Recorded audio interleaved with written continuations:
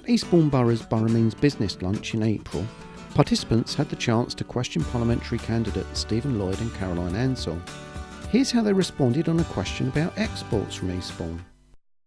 Graham, export's crucial. One of the things the coalition did really well is it put a lot more money and investment into UKTI, which is the body that supports and encourages businesses, SMEs, larger and bigger and smaller, and even corporates exporting and importing, and it's actually been a huge success, really fantastic.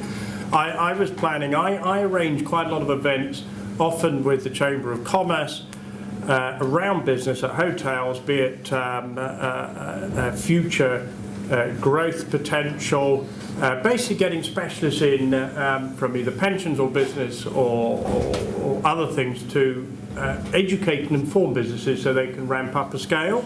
One of the things I was planning to do before the election was actually to run an export-import drive day, sort of seminar. And because I know quite a lot of the local businesses that have managed this over the last few years, and they've done it very, very successfully. So I've got enough people now who'll be able to stand up in front of a lot of Eastbourne SMEs and say, this is how it was for us, and this is what we did, and this is how UKTI supported us. Because there's a lot of potential to import and export, particularly to the EU and also beyond, but there's a fear with SMEs that don't know how to do it. So I've actually got everything lined up there and enough businesses who are successfully doing that, plus UKTI, and then the election intervened. So that's something that I will certainly be doing after the election, organising an event that will probably have 50 or 60 SMEs who haven't export-imported, and we'll show them how to do it. And Graham, it will make a huge difference. I know that's an area that you specialise in, so I'm quite sure you'll be involved. Currently in the UK, 1 in 5 businesses export. If it were 1 in 4, we would wipe out the trade deficit. That's how powerful exporting could be to us. And actually Made in Eastbourne, my particular favourite, but the UK, Made in the UK PLC, it's a really powerful brand overseas. We should be stepping out really confidently, and world domination wouldn't be ambitious enough.